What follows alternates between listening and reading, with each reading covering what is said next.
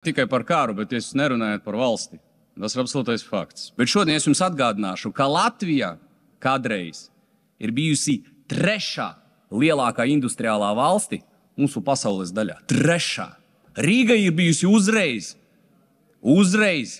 Kolakungs, pēc tās pašas Sanktpēterburgas, mēs bijām augstāk par visiem.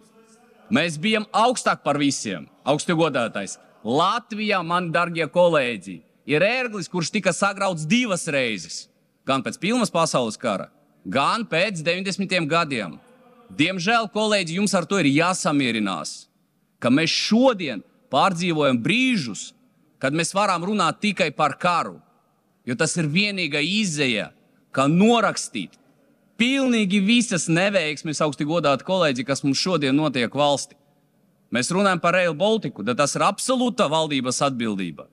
Mēs visu, ko varam darīt, sadardzināt visus Latvijas projektus 3 reizes, 4 reizes, 5 reizes, un nespējam atzīties, ka korupcija tagad ir valdībā tik dziļi iesākņojusies, ka izdedzināt viņu no turienes ar parastām metodēm vienkārši nesanāks.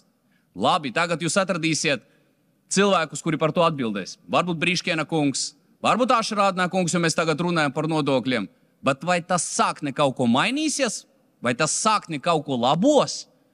Ne, kolēģi, viss paliek tur, kur ir. Tātad Sīliņas kundzes pasaka strādā, nes rezultātu, paies mazais laiciņš, kad sabiedrība beidzot attieksies.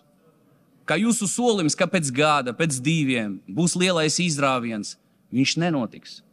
Mēs to ļoti labi saprotam. Sīliņas kundze teica par investoriem, nē, kolēģi. Tas ir cilvēki, kuri par grašiem stāv aukcionos, lai izpirkt mūsu valsts dargumus.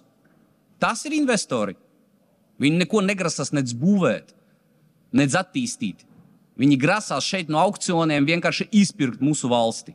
Laikam pēc 10 gadiem jau neviens neatcerēsies jūsu uzvārdu, kas ir sēdējis šeit, manu uzvārdu. Varbūt.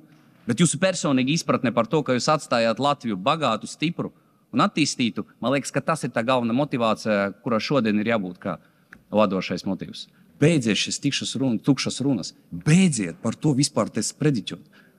Latvijā, tas ir galvenais. Kad es beidzot jau panākšu, ka šajā flangā Latvija nebūs vienkārši kā sauklis, lai tiktu uz Eiropas Savienību, bet reāla motivācija. Paldies, kolēģi, par neko. Paldies. Paldies.